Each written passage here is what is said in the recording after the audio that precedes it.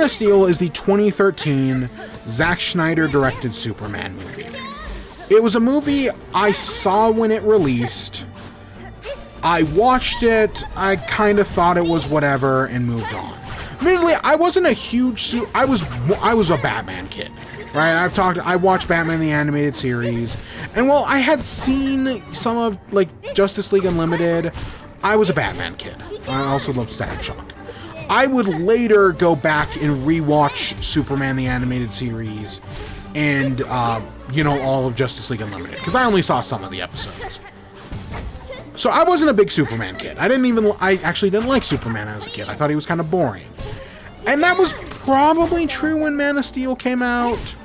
So I didn't really think much of Man of Steel at the time. I definitely had a higher opinion when Batman v Superman came out.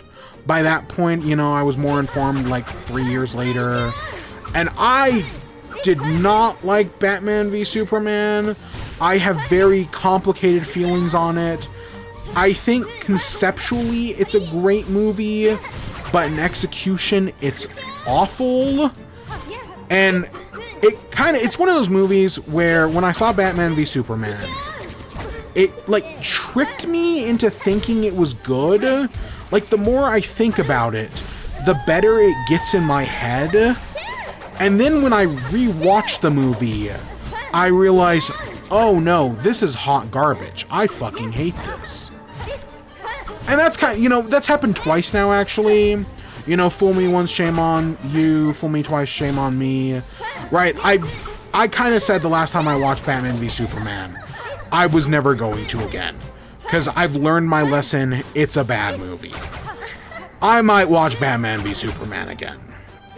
But I bring all that up because I haven't seen Man of Steel since Batman v Superman came out. I probably watched Batman v Superman, I think came out in like March 2015, 2016. I think I watched it right before it came out. I haven't seen the movie in 10 years. I didn't have very high opinions on it. I know I'd heard a lot over the years, especially later on when like the Snyderverse stuff happened, but I never thought very fondly of it. But I've been meaning to rewatch it because, we did all the other Superman movies. And yeah, I still kind of hate it. Like, it's definitely, my complaints are definitely like more like legitimized now that I've seen it. They're more like concrete. Whereas before, because I hadn't seen the movie in 10 years, they were a little bit more abstract. The movie's a mess. There are certain things in Man of Steel that I'm willing to forgive. That I'm willing to be like, okay, this is bad, but it's not the worst thing ever. A lot of, the Lois Lane stuff, Lois and Clark having no chemistry. Some of the weird parenting decisions. Some of the Zod stuff and the World Engine. I'm willing to give some of that. But some of it, I think, is unforgivable. Some of it's fucking awful. I don't think the movie is well written at all. It is grimdark. It very much relies on its Jesus allegory, which is not which I get where they're coming from. But Superman's a Moses allegory, and they clearly forgot that. And there's just some weird decisions, and the acting, the directing. I'll be honest, I do have some positives. I think, I'll say this about Batman v Superman as well. It has amazing cinematography. Whoever Zach Snyder has as their head of cinematography does an amazing job. Because Man of Steel has some truly beautiful shots in it. I think the CGI is fine for the most part. I think the sound design is fantastic. The score is pretty good. I've got some positives. But I think the movie is just kind of a mess. There are parts of it where it's like, okay, this is clearly trying to be, the Richard Donner Superman. Because I think we talked about this. In the Richard Donner Superman, Donner described it as a movie in 3 acts. The first act is on Krypton, the second act is on Kansas, and the third act is in Metropolis. This movie starts off similar. The first act of this movie is on Krypton. We set up General Zod, we set up Clark going to space. It very much reminds me of the Donner movie. Honestly, just judging by the vibe of the opening Krypton stuff, I would have had some higher expectations. Michael Shannon, they have some weird acting choices in that opening, but I think overall it is a solid opening. Sure, does it kind of remind me of like knockoff Dune sci-fi bullshit? Yes, penis ships included. But I think it's a solid opening overall. And then from there, when you get to Earth, you get the Kansas stuff. Interspliced with, Clark being a hero, saving some people. He's, out on his own, he's working at a diner. He's working on a fishing boat. But whenever people need help, he steps in, and that forces him to move on to the next place. In some ways, I would say it reminds me of like Superman Birthright, because I kind of feel like Superman Birthright kind of starts like that, with Clark kind of like exploring the globe before he decides to become Superman and, go to Metropolis. Admittedly, this has none of the Lex Luthor stuff. I would say that is an influence on the movie, but I don't know if Zack Snyder has ever read Superman Birthright, because Zack Snyder very much feels like a guy who has only read The Dark Knight Returns. He's never read a Superman comic, and he's only ever read that Batman comic. Zack Snyder reminds me of one of those guys, one of the Snyder bros, where he loves to talk about comics, but he's never actually read comics, so he has no idea what the fuck he's talking about. Even though, again, I hear he's a lovely person. Zack Snyder is a great person. When it comes to comic books, I disagree with him on every level. And I am in no way an expert. There are over 1,000 Action comics. And I've read, I don't know, like a few dozen of them. And most Superman books I've read are not the mainline ones. So yeah, I'm no expert. I think of, we're going to talk about the Escape podcast twice now. The first time is in a recent episode, they had Nikhil Clayton on. And he mentioned something about like, you claim to hate the Mandarin from Iron Man 3.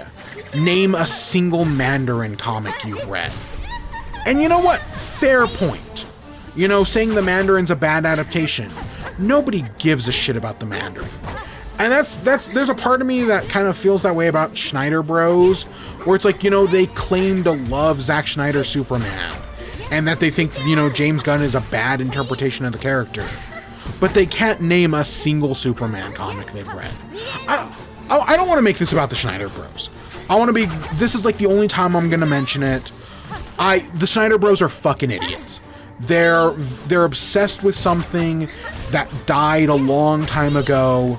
It very much feels like a part of the alt-right pipeline. It's so fucking stupid.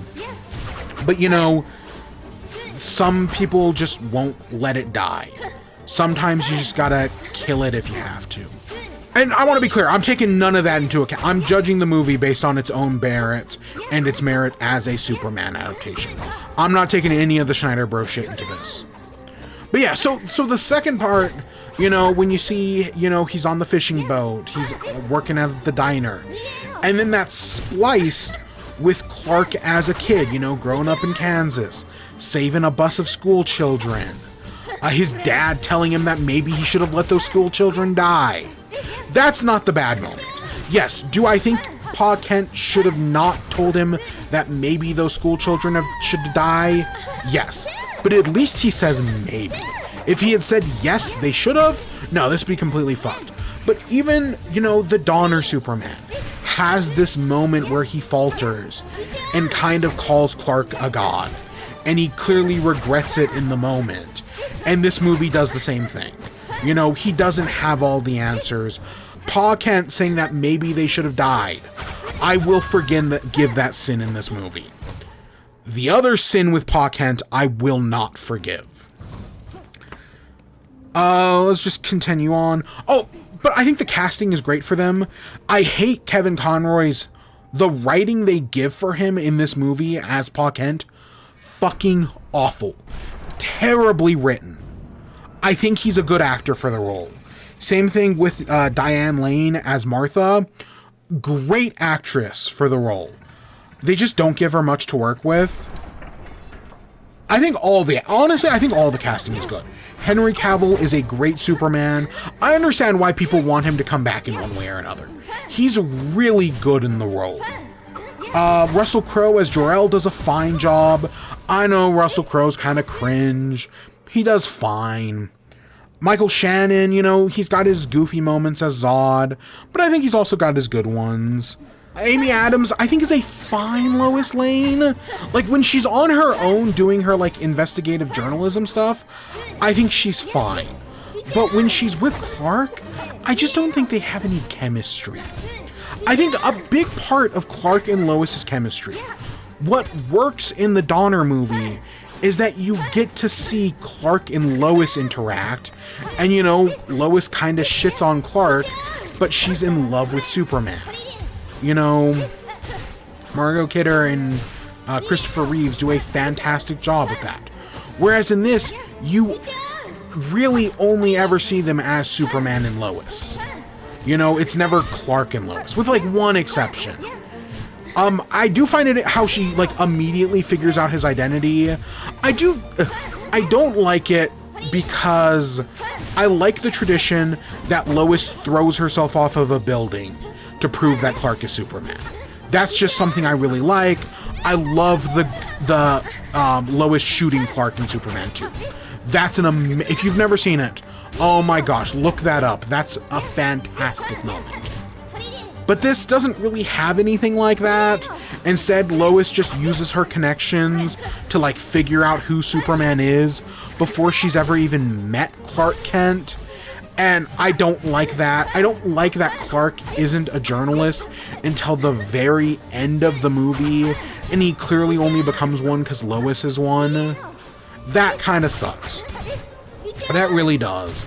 Speaking of it, you know, after we get all these flashback scenes with, you know, Clark and, you know, being a kid, it culminates in a scene with Lois going to Pa Kent's grave.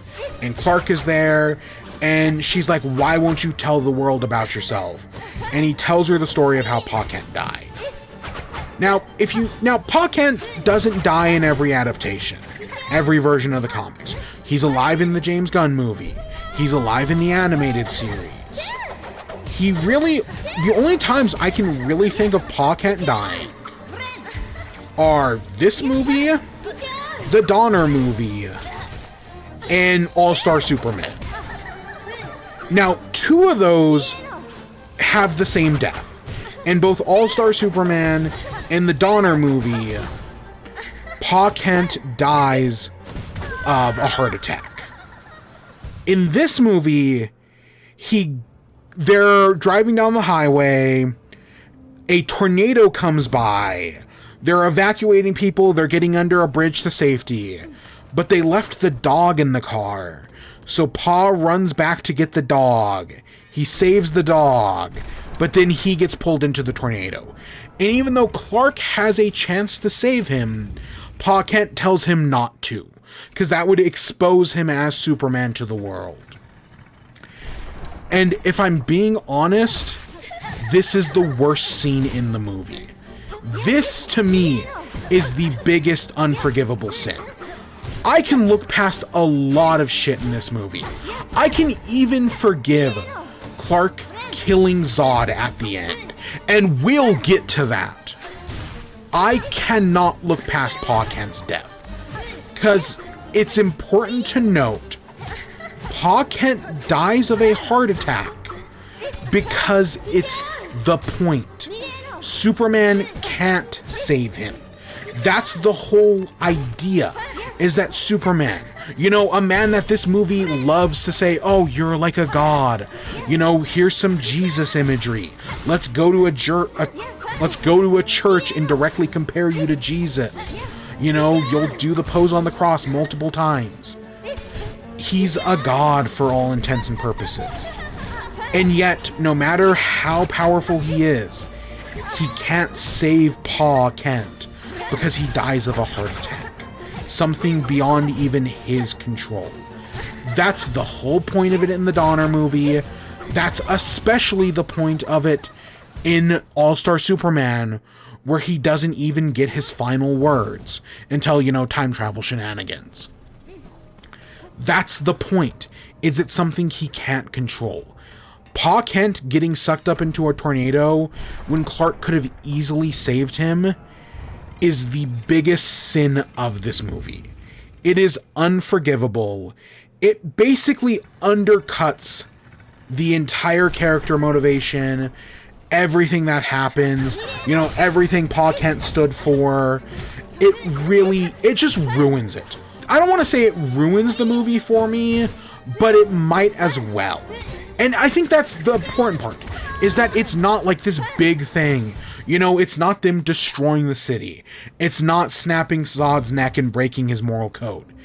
It's how Pa Kent dies. Because, the big things can change adaptation to adaptation. But it's the little things that matter. And that's where this movie's unforgivable sins are.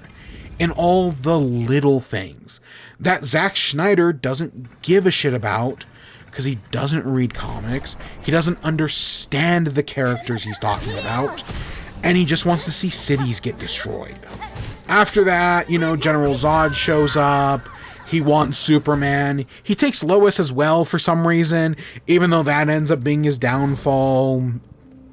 They go into Superman's mind. Zod shows him the room with all the skulls and is like, oh, well, now that you've seen my room with all the skulls, that I'm going to kill all the humans, you'll definitely join me. It's just dumb. I get it, but it's dumb. After that, we have the fight in Kansas, which, okay, so part of it that's established early on is that the reason Zod takes Lois, the government, kidnaps her, is because she knows Superman's secret identity. And yet, everything Zod does in this movie very clearly tells them, oh, hey, guess what? The government can track Zod's spaceship. They know it's going to Kansas. They know where it's set down in Smallville. 1-in-1, the government can easily figure out Superman's secret identity. And they don't. The movie ends with them trying to figure it out. And Clark saying, like, hey, you've got to have faith in me, because I'll have faith in you. Like, no wonder in the sequel Lex immediately figures out who Clark is. Like, no shit. This is like, how people criticize the Tom Holland Spider-Man movies for him being bad at hiding his secret identity? I think this is even worse than those. This is pretty egregious. But we get the Smallville fight. The product placement in this fight scene is awful. Everybody knows this. That's a lot, admittedly a lot of what I'm saying, like, there are people who have made like 10-hour reviews of this movie. I'm not saying anything new here. But yeah, the product placement, 7-Eleven, U-Haul, IHOP. Oh my gosh, they mention IHOP like 4 times in this movie. Sears, oh my god. The product placement's a mess. And like, listen, product placement isn't always terrible. Product placement can be fine. It can even be good. Again, I'm a defender of Pikmin 2, so I'm not exactly one to talk. But this is just bad. Like, I understand you don't want everything to be like small town diner, but I would have been fine if the IHOP was a small town diner. That wouldn't have changed anything. He didn't have to be thrown through a Sears. It could have been any store. But yeah, the whole fight scene, it's okay. Again, I think the cinematography's good, the CGI is good. I like that they bring back those two, whose names I don't remember. Fiora and whatever the other guy's name is. I like that. Because again, there are elements in this movie that are clearly paying tribute to Richard Donner's Superman in Superman 2. Kind of like, James Gunn did. James Gunn's Superman brought back Otis and Tessmacher, which are very clearly tributes to Donner. because that's where those characters come from. So yeah, it's okay. Product placement aside. After that, you know, they create this plan to, you know, Zod's going to use the world engine because he can get the Genesis DNA from Superman's corpse. Once they start one side over the Indian Ocean and the other side's in Metropolis. I think it's fine that Superman goes to the Indian Ocean. Because, you know, he's the only one who can stop the world engine. The government has a plan to suck it into the negative zone, or the Phantom Zone, excuse me. Different comic series. So, like, I think it's fine.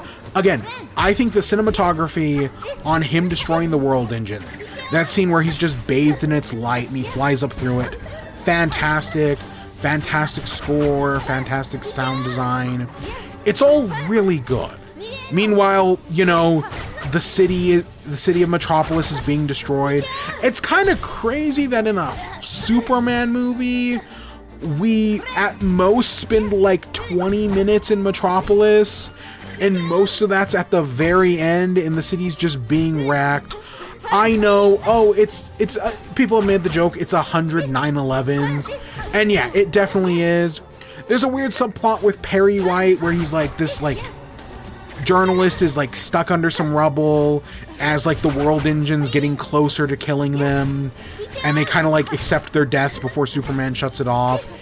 You know, if I cared more about Perry White, it would matter more. But it kind of, you know, the new movie also had the same problem where they give Perry his own like little subplot thing with the rest of the Daily Planet writers, and it really didn't need to be there. I kind of felt the same way here. Like, I didn't really need the Daily Planet stuff in this. Like, yeah, I like Lawrence Fishburne as Perry White. I think he does a good job, but I didn't really need it. The city gets destroyed. Clark takes down the Genesis tube thing that, like, will rebirth all the Kryptonians, and he's got this moment to choose, like, hey, if you stop me, then Krypton dies with me. Or, you know, Krypton dies, and he makes that decision like Krypton had their chance. I actually think that's a good moment. I think giving him that choice is a good one. After that, you know, Zod's lost everything, so he's just going to destroy. He's going to kill every human, and then they just start destroying the city. Most of it, again, yes, there should not be this much death in a Superman movie. I get it. Oh, it's realistic. You can't save everyone. Sure, but Superman will find a way. The second biggest unforgivable sin is during this Zod fight. Not Zod's death, but at a certain point, Zod throws a LexCorp truck at Clark, and he dodges it. He like jumps over it, and it crashes into a parking garage and just completely destroys the building. Superman could have taken that hit. Superman totally could have taken that hit and stopped that parking garage from exploding. Sure, there probably weren't many people because it's a parking garage, but still, he didn't need to jump over it. That's actually super fucked up. I saw someone post this on Twitter a while ago when the James Gunn one came out, because I had never really thought about it, but they're completely right. That him jumping over that truck is completely fucked up and destroying that building. Yeah, no, that shouldn't have happened. But other than that, this leads, right, and eventually they go crashing through, they crash into like a subway station, and Zod, you know, some people run away, a few, you know, some people flight or freeze, some people freeze, and Zod's going to kill them. Now, earlier in the fight, Zod gave Clark an ultimatum that you either kill me or I'm going to kill you and everybody else on this planet. And then, you know, Clark tries to take him into space, doesn't work. When I first saw this movie, or maybe the second time, at some point when I watched this, I didn't like Zod's death. I felt like, no, Clark shouldn't have killed Zod. You know, there was a better way. He didn't need to do that. That completely goes against Clark's moral code. That would never happen. Again, Superman finds a way. Watching the movie again a decade later, this is a sin I'm actually willing to forgive. Clark killing Zod, I don't think is a big deal. Yes, are there like a million different ways he could have gotten out of this specific scenario with like the 5 people trapped in the corner and Zod trying to laser them to death? Yes, totally, he could have gotten out of that scenario. But what about the next one? What about the time after that? How is Clark going to stop Zod?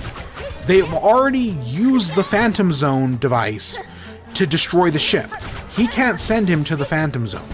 He can't throw him in space, because that didn't work. How is he going to stop Zod?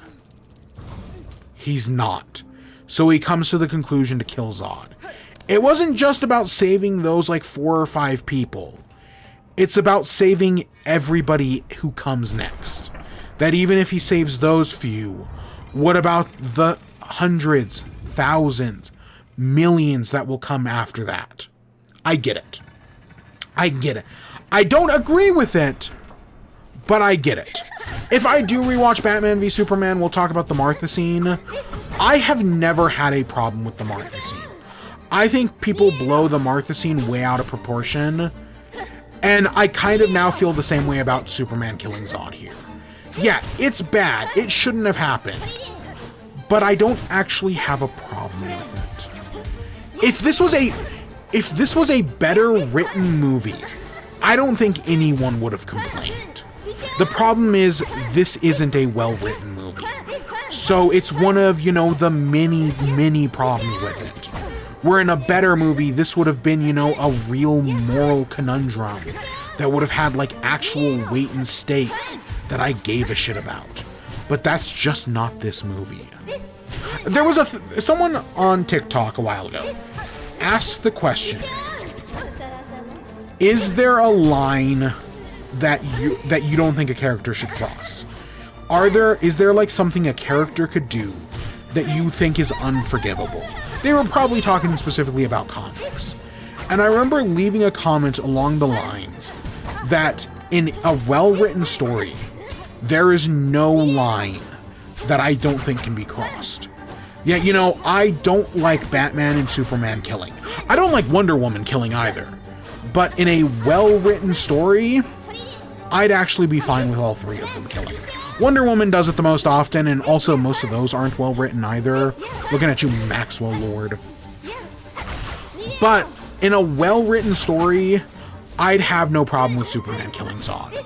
In a well-written story, I'd have no problem with Batman killing the Joker to get revenge for Jason Todd's death. If it was well written. And the problem is this movie just isn't. So I have a problem with it. Even though I'm mostly willing to look past it. And then, you know, afterwards he like cries. And I know like, that's all he does. You know, he doesn't even help clean up the city or anything like that. To be fair, I think that's more of a problem with the next movie. I actually think it's fine because, you know, now he is the last Kryptonian. He's killed Zod. The other Kryptonians are in the Phantom Zone. He destroyed the Genesis Chamber. Yeah, he is now officially the last Kryptonian. I actually don't have a problem with him crying. And then, yeah, the movie ends. You know, he gets a job at the Daily Planet. Of course, Lois knows who he is. They'll be dating in Batman v Superman. I don't think it's a big deal. They kiss at some point as well. Again, they just don't have good chemistry. We're a ways away from the Andrew Garfield Spider-Mans. Like those, Emma Stone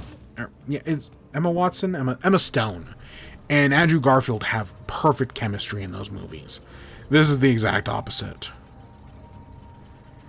And yeah, I don't think it's a good movie. I really don't. I don't think it's far from the worst movie I've ever seen. I'll say that. It's probably not even the worst movie in the Snyderverse.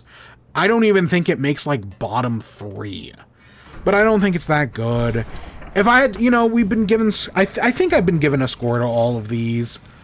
I'd probably give it like a 5.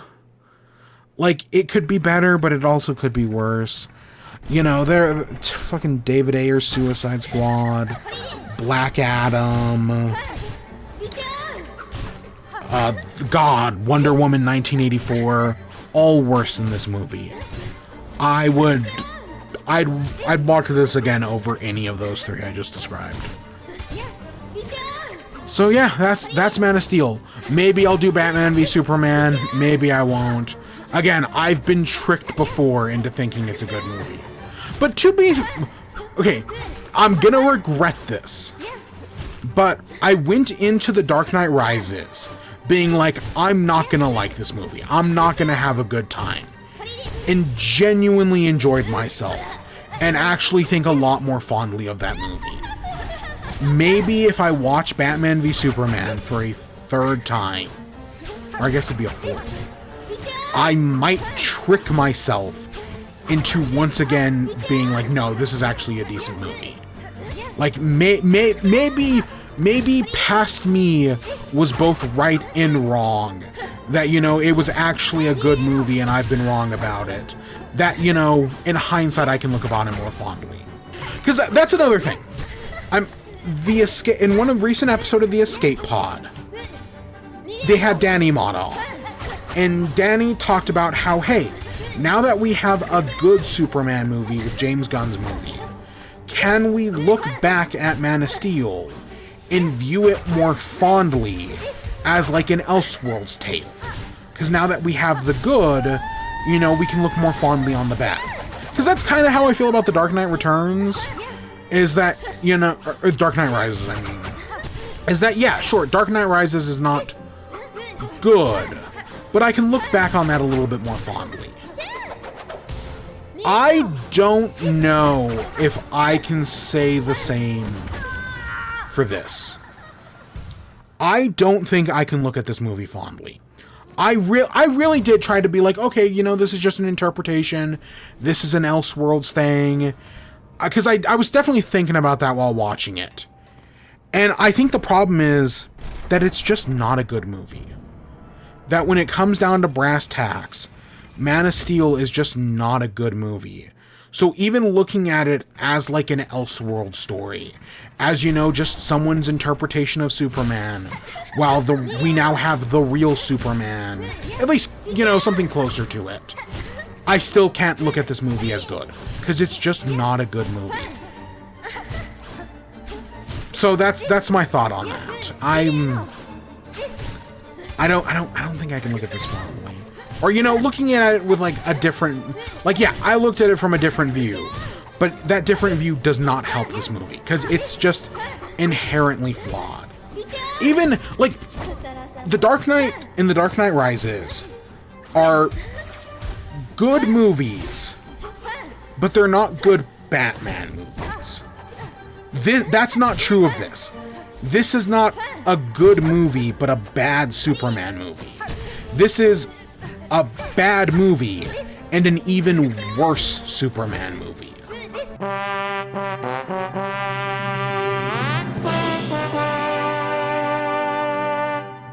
Batman v Superman, when I first saw this movie, it was 2016.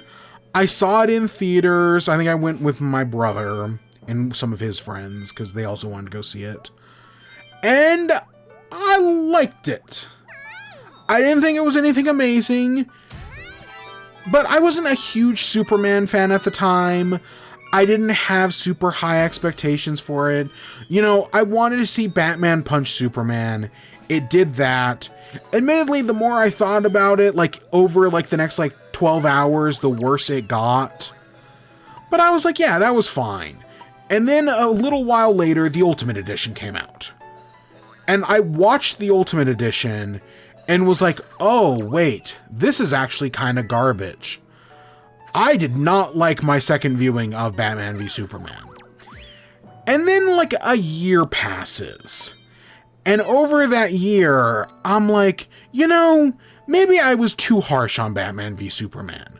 When I think about certain things, when I think about these moments, this movie's actually not that bad. Maybe this is a good movie. Turns out I was completely wrong. Nope, the movie was still garbage. And then about a year passes, and I keep thinking about it, and I'm like, maybe I was too harsh on that movie. Like, I know last time I didn't really like it, but thinking about it, all this stuff seems good. There's some good cinematography. I think Ben Affleck is a fine Batman, even if he murders. There are some things that work. Let's give it another go. I fucking hated it. And it was, fool me once, shame on me, fool me twice, or fool me once, shame on me, fool me twice, shame on you. And I was like, never again. And then this year, I decided to watch all the Superman movies. This is the last Superman movie that we needed to watch. I know some people will say, well, this isn't a Superman movie. I admittedly don't know if people think it's a Batman movie either, because Batman's first in the title. But I consider this a Superman movie. It's kind of like, how people say, like, oh, Captain America Civil War isn't a Captain America movie. It's an Avengers movie. It's not. Captain America Civil War is a Captain America movie. I kind of feel the same way about this. Like, yeah, some people will say, well, this is just Justice League 0.5. No, this is a Superman movie. Because I guess Zack Snyder at some point wanted to do Man of Steel 2. I, for all intents and purposes, consider this Man of Steel 2. I can see the arguments against that, like, oh, well, the movie opens with Batman. Batman gets one of the final lines in the movie. It's a Batman movie. I guess I could see that argument, but I feel like the core conflict, all the major points in this movie, revolve around Superman. Superman is the protagonist. I consider this a Superman movie. So what are my thoughts on it? Now seeing, after saying I was never going to see it again, it's now like 6-7 years later. I'm giving it another shot. What are my thoughts? It's not good, but it's also not as bad as the last time I saw it.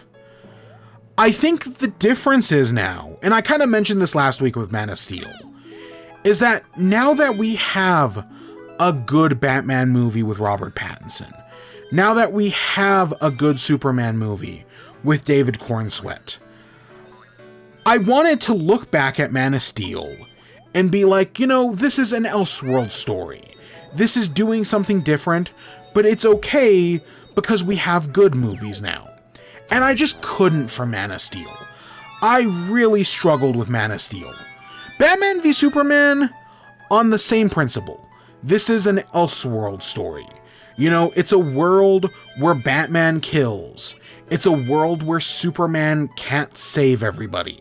Admittedly, I think those are two very important aspects of the character, and this movie not having them is like, why even make it Batman and Superman at that point? But thinking of it as an Elseworlds tale, I think this is a perfectly fine movie. Nothing great, nothing terrible.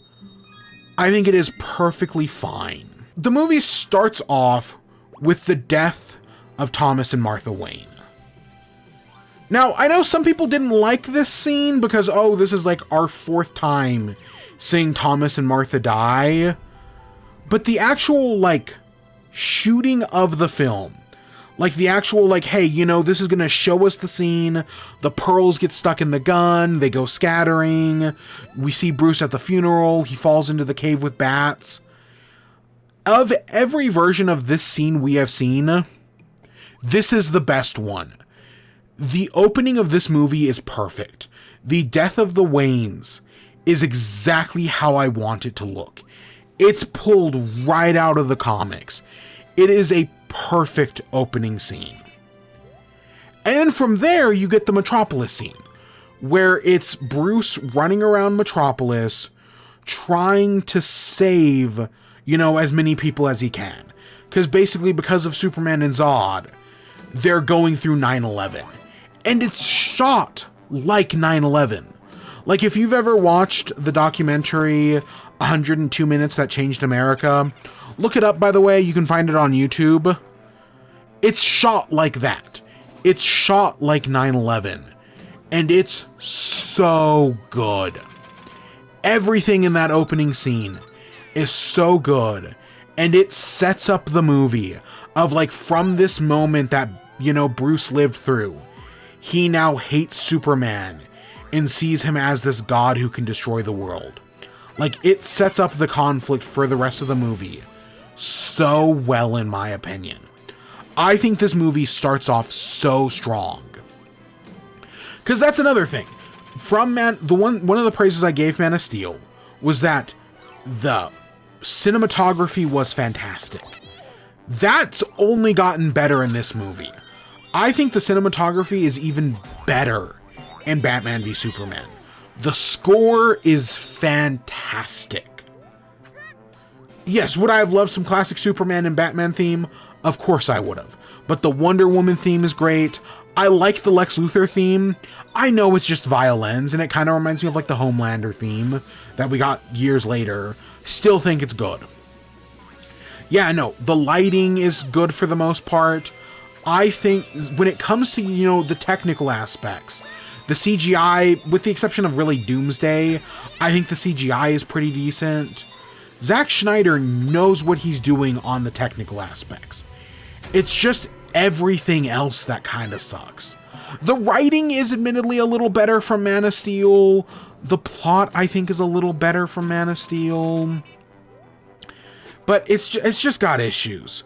But overall, I think the casting of Ben Affleck as Batman, I know that was kind of controversial at the time. I honestly think he's a fine Batman. They're doing The Dark Knight Returns. This is an older, grizzled Batman. He's been through some shit.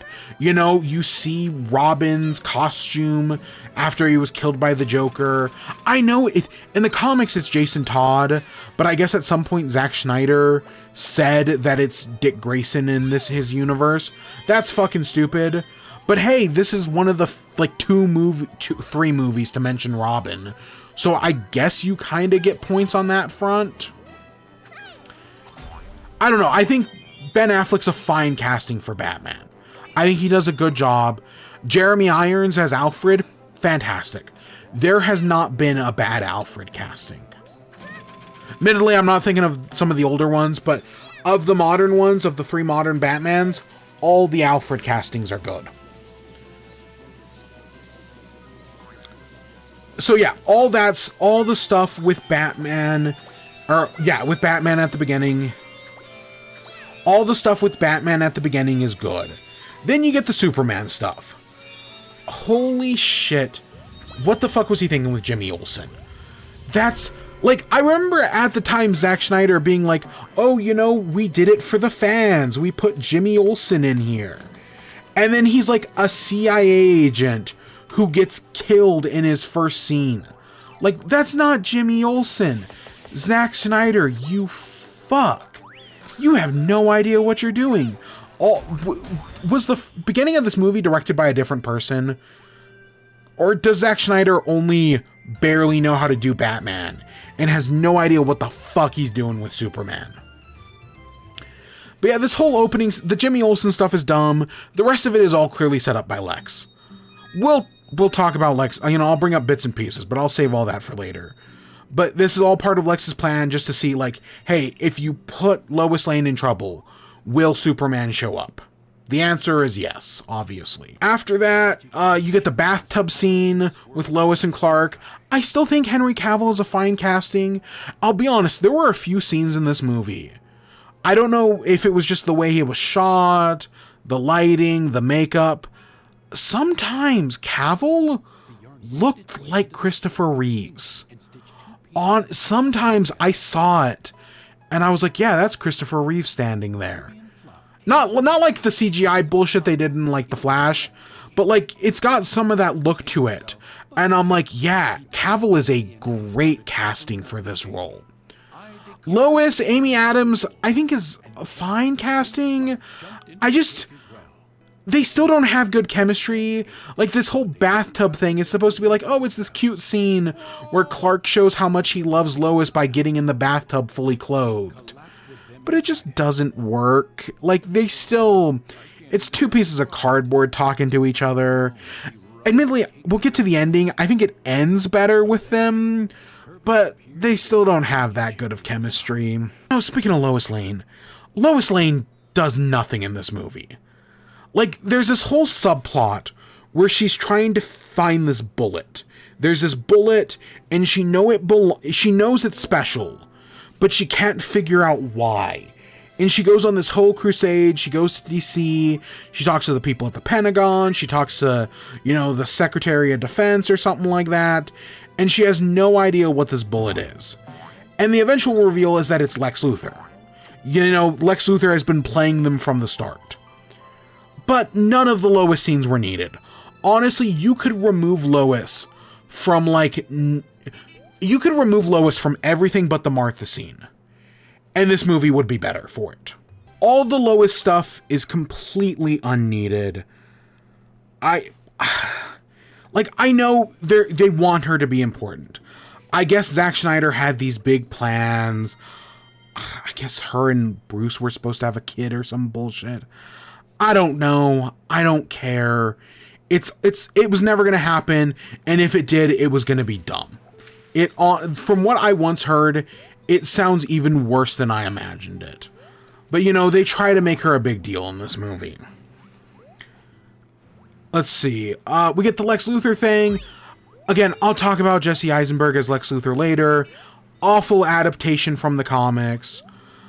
We get this weird scene with him in the Jolly Rancher where he feeds the senator Jolly Ranchers. And it's just kind of creepy, but it's supposed to be. And I think when it comes to being Lex Luthor, he does an awful job. When it comes to being a creepy weirdo, I think he kind of nails it. But, people don't want Lex Luthor to be a creepy weirdo. We'll talk about it. Because it's very clearly established that the entire time he knows Superman is Clark Kent. I mean, Lois figured it out in the first movie before even meeting Clark. Obviously, Lex Luthor could figure it out. And same thing with Batman. It's also very clearly established he knows Bruce Wayne is Batman. He even mentions at a later point that he spent 2 years trying to pin Batman and Superman against each other. At least, not 2 years, probably 18 months, but still. He's been working hard to try to get these two to hate each other. And that clearly, is all paying off here. Which, to that end, we get the whole party scene where it's hey, Clark Kent, Bruce Wayne. I like introducing people to people. It's clearly all part of his plan. He sends Superman these photos of the people Batman's marking. He sends Batman the, return checks from this guy to, make him hate, to get him to hate. I did watch the Ultimate Edition. I don't know entirely what the changes are. I know there's a lot of stuff with hey, Lex Luthor was paying off this woman to lie about Superman killing her parents. There's this entire subplot about Superman looking into Batman that I don't think was in the original. I guess let's talk about the branding thing. So again, I mentioned earlier, this is a Batman that kills. Because, he's been doing this for 20 years. He's seen his fair share of shit. And he just doesn't care anymore.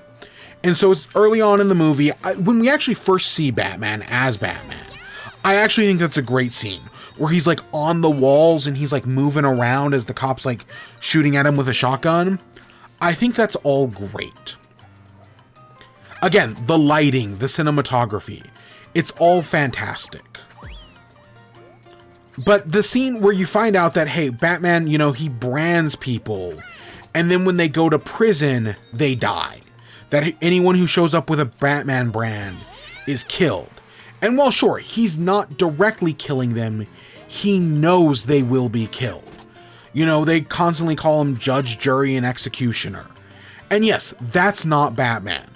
A Batman who does that is the villain. But as an Elseworld story, if that's what Zack Snyder's trying to do, he's really trying to do The Dark Knight Returns. To that end, I think, it's not Batman. But for Zack Snyder's Elseworld story, sure. I don't like it, but it's what he's doing. Get the whole Flash sequence. So, when people complain about Age of Ultron, one of the complaints I see is that that movie spends too much time setting up other movies. And that's just not true. It's a little true. The two things they set up in Age of Ultron are Wakanda, and when Thor goes to that vision pool and has a vision about the Infinity Stones and the Vision, you know, the vision pool is where he gets the name The Vision from. In this movie, the whole fast forward sequence with the Flash, where he, like, you know, he sees into this apocalypse future Earth, where because Lois Lane died, Superman became evil, and now he's killing people and he's gonna kill Bruce. That is the vision pool from Age of Ultron, but 1,000 times worse. Same thing with there's a whole scene where Wonder Woman watches these clips of, like, Cyborg, The Flash, Aquaman. What bullshit. Like, they're, you know, like, people make fun of, like, the Dark Pictures anthology, where it was like, oh, we're gonna set up a whole cinematic universe in a single movie with the Mummy, with Tom Cruise as the Mummy, and it just immediately failed. This is worse than that. I honestly think this entire Flash scene, trying to set up the entire DC universe in a single movie, is bullshit. I think this scene is, I would want this entire thing cut from the movie. I honestly think that would everything to do with, you know, Cyborg, The Flash, Aquaman, and all the future stuff. You cut that out of the movie, my score improves by at least a point. I think all of that was unnecessary. Cause that's it's so messy. Cause, you know, people complain about modern Marvel. That, you know, modern Marvel doesn't have a plan, you know, or I guess Star Wars as well, that, oh, Star Wars didn't have a plan. Zack Snyder clearly went in with a plan, and I think it actively hurts this movie. I think this movie is actively worse because he is thinking 4 movies ahead. Of course, you know, maybe if those 4 movies had ever come out, things would be different. But just getting Justice League and, you know, I guess The Flash and Aquaman, like, it still doesn't help. It's what we got still doesn't help things. And God, don't even get the future scene in Justice League is probably even worse. And I don't think I'm going to rewatch Justice League, because again, my goal was just to watch the Superman movies, and the Batmans kind of just fell into my lap along the way. I don't plan on rewatching Justice League, especially because that's 4 hours. But I didn't hate Zack Snyder's Justice League. I did not. Do I think the cinematic universe needs to be continued? No. God, no. I am not. If it isn't obvious from everything I've said for the, you know, this movie and Man of Steel, I am not a Snyder bro. I am very much not. Even though I will say something earlier that probably does align with Snyder bros, but we'll get to that. My one controversial take, as I'll say. After that, you get all the courthouse stuff, the bomb at the courthouse. I remember people hating this scene. I actually think it's fine, because the whole point of it is Lex Luthor sets this all up. You know, the guy doesn't know he's gonna die, as it's revealed later. You know, the bomb's in the chair, it's in a lead box, so Superman doesn't know it's there. And it's all set up in a way to make Superman lose his faith in humanity. That, you know, he wants to be Earth's savior. And you get a actually decent montage of him, like, saving people. But, you know, he's trying to be Earth's savior. His mom even tells him at one point, like, oh, you know, they don't deserve you. You know, they don't need you. Which I know after the whole Jonathan Kent thing in the last movie, you'd probably think I'd hate. I actually thought it was fine. We'll get to the Jonathan Kent thing in this one in a minute. But I think the bomb at the courthouse, you know, he failed. He failed to save all those people. It was right under his nose. People immediately start blaming him for it. Because, you know, he's Superman. He's supposed to be able to stop that. Again, Superman saves everybody. And so giving us a scene where, no, he's not able to save everyone, and he fails, it breaks him. Because I know people were mad that immediately after the bomb blows up, he just, like, flies away. I don't know, maybe in the original, because in the original, I remember he, like, it like slow-mos the bomb exploding for a second, and then he like flies away. But in the Ultimate Edition, he doesn't slow-mo it, and he actually goes back in to save some people. But eventually he realizes like, oh, he's a failure. He kind of loses his connection with humanity because he feels like he's failed them. Lois Lane is there and he feels like he's failed her. Doesn't know if he goes to her afterwards and is like, I don't know if our relationship's gonna work because I just did all this horrible stuff. Like, he should have been able to stop it, and the fact that he didn't, that's what pushes Bruce over the edge to try to steal the kryptonite. I actually think the courthouse scene is fine. Yes, Superman should be able to save everybody. But very clearly they were trying to do something where it's like, no, he doesn't save everybody, and it very much traumatizes him. Sure, is it kind of fucked up that it traumatizes him more than his father's own death and him killing Zod, the last Kryptonian other than himself? Yes, that is kind of fucked up. But whatever. I expect these movies to be bad. So, no, it's more than what I expected it to be. I guess I'll put it like that. The whole scene with Batman. Okay, so I know someone, I want to say Folding Ideas, did a video of how many people Batman kills. I want to say it's in like the 20s or 30s. I did a personal count where I was like, unless they get shot by a gun, blown up, or I see blood, only then will I count them as dead. I got 16, which is, again, pretty liberal by all things. Or I guess it'd be conservative. Whatever, you get my point. It can definitely be a lot higher than that. But I actually, again, as an Elseworlds Batman story, the whole car chase scene where Batman's trying to get the kryptonite and then eventually Superman comes in to stop him, I do really like that scene. It's shot very well. It looks nice. Again, the CGI is fine. Really, the only problem is that he's killing people. Like, there's no way, like, he literally blows up a car and, like, barrels through it. There's no way those people aren't dead. He's definitely killing people. But it's a good, again, if you think of it as an Elseworld story, I think it's a decent scene. And then Superman coming in at the end and being like, the next time the signals turns on, don't come. The Batman is dead. That's good. I like the "Do you bleed" line. I know some of these lines get memed. I like the "Do you bleed" later on when Batman says like, "You're not brave, men are brave." I like that line. I like the "You're not a god, you're not even a man." That's a good line. I don't mind some of the Lex Luthor stuff. Like, yeah, it's on the nose, but I don't mind it at all. Fuck it, let's talk about Lex Luthor. My most controversial take on this movie, because basically everything I've said up to this point has already been said by somebody at some point. And technically what I'm about to say has probably been said by some Snyder bro, but my one Snyder bro opinion, I like Jesse Eisenberg's Lex Luthor.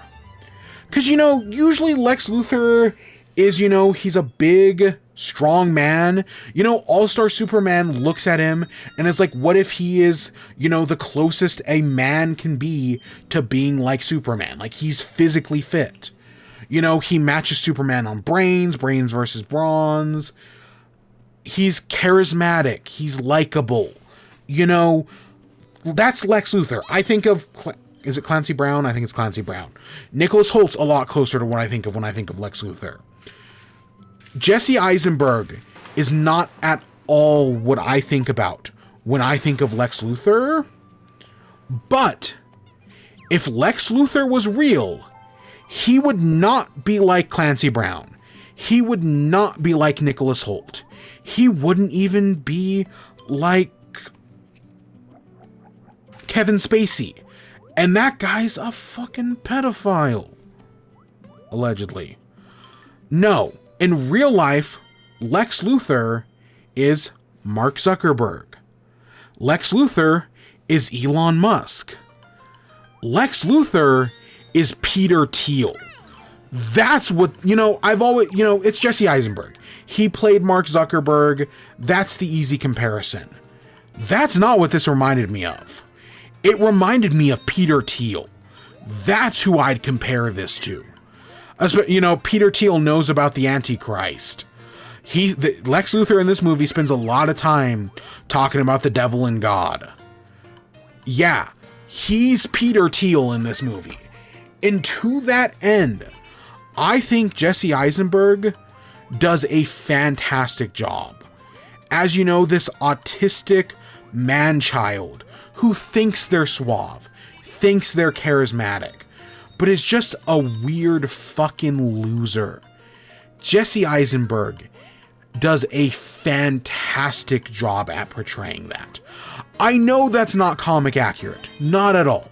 That's not what people want for Lex Luthor. But as the idea of like, hey, let's do a realistic Lex Luthor, making him this weird fucking loser, I think he nails it. I really like Jesse Eisenberg's Lex Luthor. I think he does a great job in this movie.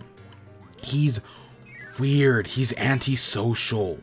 The only difference between Jesse Eisenberg's Lex Luthor and Elon Musk is that when push came to shove, Jesse Eisenberg didn't call his mom to get him out of fighting.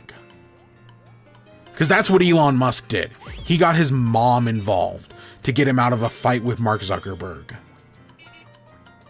Like, God, Elon Musk is... Because that's the thing. Elon Musk thinks he's Lex Luthor. I remember, back before the whole child submarine pedophile incident, that official, Elon Musk was always a bad guy, but he was pretty good at hiding it until the child sub pedophile incident. That's the moment he went from being Elon Musk, the kind of weird, but hey, he's working on cars. That's kind of cool, I guess. Solar City, rockets to Mars. He was a little weird, but he was doing some cool stuff. That was the moment. The child submarine pedophile moment was the moment Elon Musk became the villain. He went from Iron Man to Lex Luthor. And as Lex Luthor, he's a fucking loser.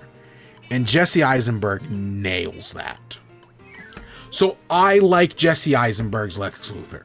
Sure, are his motivations very clearly laid out? As a kid, his father beat him, he blames God for never stepping in to save him, and he projects all that onto Superman, who he considers a god, and so now he's gonna kill him. Or he's gonna get Batman to kill him. And, well, originally, his plan is to use the kryptonite to kill him. And then Batman steals it, so now he's gonna get Batman to kill him. And then when that doesn't work, he's gonna get Doomsday to do it. Because, if man won't kill God, the devil will do it. Which I think is a fine line, honestly. Admittedly, I do think... Because it's from very early on, they're establishing Lex Luthor wants Batman and Superman to fight. And then when Batman steals the kryptonite, I can't tell if he's mad or not. I think you could read the scene either way. That he's pissed that he doesn't get to do it himself, but maybe he's also happy that he gets to do it himself. Or that, Batman's falling right into his trap. Because he plans everything out. Literally everything from moment one. After the first, 2 scenes. Everything is planned out. It doesn't go according to his plan, potentially. He has to pivot a little bit. Again, the whole bringing Zod back to life was potentially part of his plan, but not always. I think Lex Luthor is perfectly fine. Again, it's an Elseworld story where Batman kills and Superman doesn't save everybody. And to that end, their Elseworld's Lex Luthor, not what I think of with Lex Luthor, but I think they do a fine job. For what Zack Snyder was going for, I think he fucking nailed it. Do I ever want to see the character again? God, no. We're so lucky we have Nicholas Hoult. Nicholas Hoult is what I want Lex Luthor to be, but Jesse Eisenberg is what, it could be. So yeah, that is the most controversial thing I'm going to say. By far, that is my big controversial take. So then after that, another part of his plan fails is that, he's trying to put Batman and Superman, make them fight each other. But at a certain point, he realizes that's not going to be enough. So he kidnaps Martha. He also kidnaps Lois because, again, he realizes that, hey, the easiest way to find Superman is to go to Lois. He pushes her off the building. She had to fall off the building at some point in one of these movies. Gives this whole thing to Superman like, hey, you have an hour. Go kill Batman and bring me his head. Because, no matter what, he wins. If Batman kills Superman, that's exactly what he wants. If Superman kills Batman, well, guess what? He's got Doomsday to do it. And, no matter what, he was going to kill Martha, probably. So then that gives us the Batman v Superman fight, and it's fantastic. It's, again, they're doing the Dark Knight Returns. This is the first time we've ever seen Superman weak. I like again, men are, you're not brave, men are brave. That's great. The entire fight, hitting him with the kitchen sink, as I think the brain dump video went.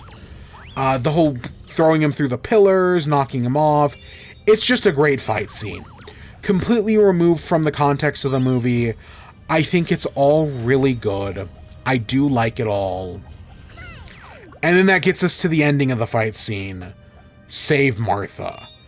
Since the moment this movie has come out, this scene has been clowned on.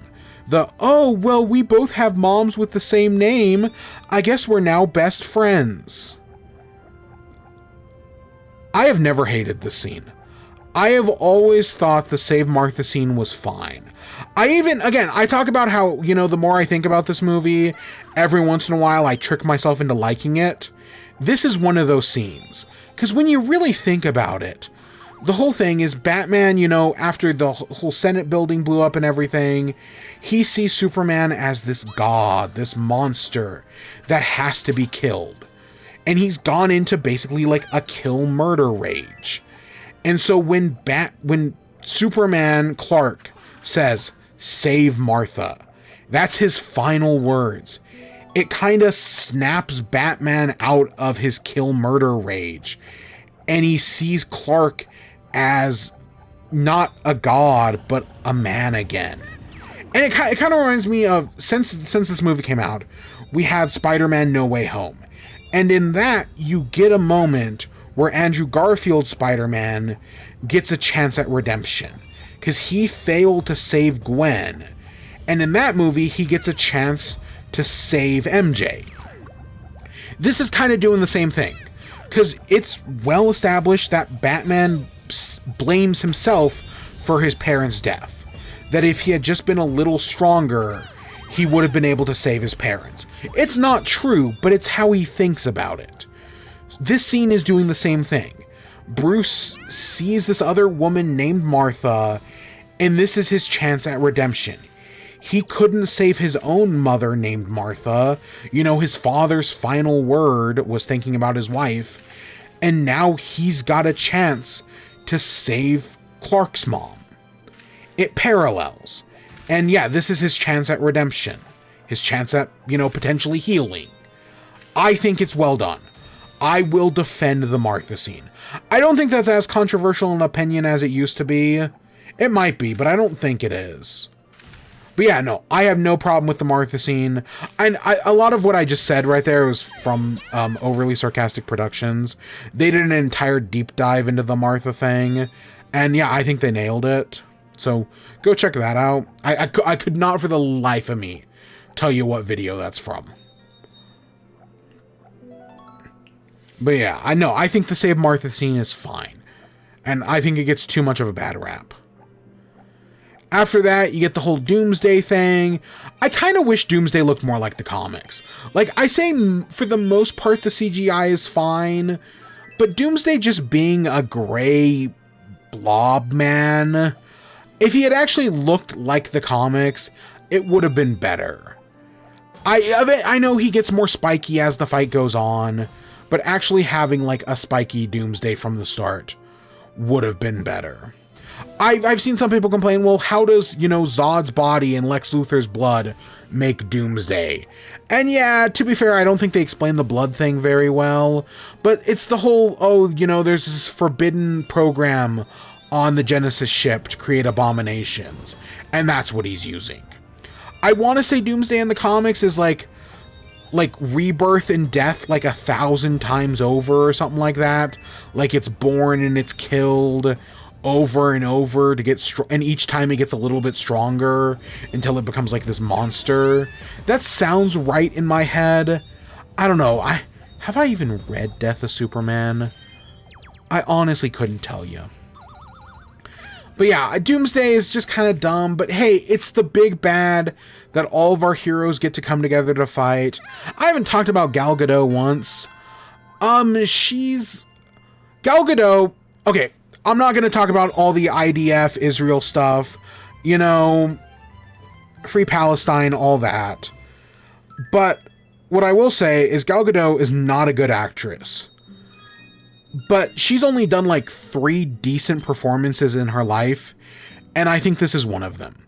Her little interactions with Bruce are good, and then when she comes out and Doomsday punches her, when Doomsday punches her and she has like the smile on her face, like she's having fun, I think that's all good. I enjoyed that. And so yeah, I had a good time with that. I think she does fine in this movie. Fuck her in general, but she does good in this, and I think she does good in Wonder Woman. Wonder Woman is maybe the only good performance she's ever given.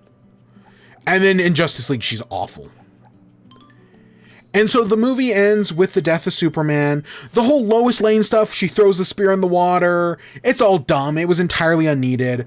But it gets her there. That final moment of Superman, he's got the spear, and he tells Lois, I love you, is the one moment they have chemistry. It's the one moment I bought it. He goes in, he uses the spear to kill Doomsday. He gets nuked at some point. I think the Doomsday fight is fine. It's not good, it's not terrible. It's a perfectly fine scene. And yeah, the nuke stuff, it's whatever. But I like he stabs Doomsday. Doomsday stabs him. They kill each other. Yeah, I know there are 1,000 ways to get out of this. Kind of like the Zod thing last week. There are 1,000 ways to get out of this. But they wanted to do the death of Superman. And do I think we needed the death of Superman as the second Superman movie in this universe? Fuck no. But as an adaptation of the death of Superman, I actually feel like they do a fine job. I remember Angry Joe once complaining that oh, well, I wanted to see the Justice League at his funeral. And yeah, fair enough, seeing all of the members. But as it comes, I actually think this is a fine adaptation. I like Gal Gadot, Wonder Woman, Diana points out that oh, they don't know how to honor him, so they bury him like a soldier. Whereas, for that Clark part, it's just like a normal funeral. I'll be honest, I did kind of get choked up. I don't think the movie emotionally connected with me. It may just be my general feelings on Superman, or maybe it's just, funerals make me sad. I don't know, it's one of those two things. But I feel, the funeral was well enough. I definitely got a little bit emotional during it. The whole thing of when I first met him, Bruce Wayne was I was in a bad place, but now through him, I have hope. And, we're going to go find the other metahumans and we're going to do better. I think that's all good. I like the funeral scene. I think it all works really well. We get the final scene with Lex Luthor where he's oh, the bell has been rung. In the Ultimate Edition, you see him talk to Steppenwolf, tell him that God is dead and that he can come to Earth. Obviously setting all that stuff up. That if it was just that scene, it'd be fine. If that was the only scene, that and Diana saying we're gonna find other metahumans like us, I'd be fine with all of this. It's all the other bullshit I have a problem with.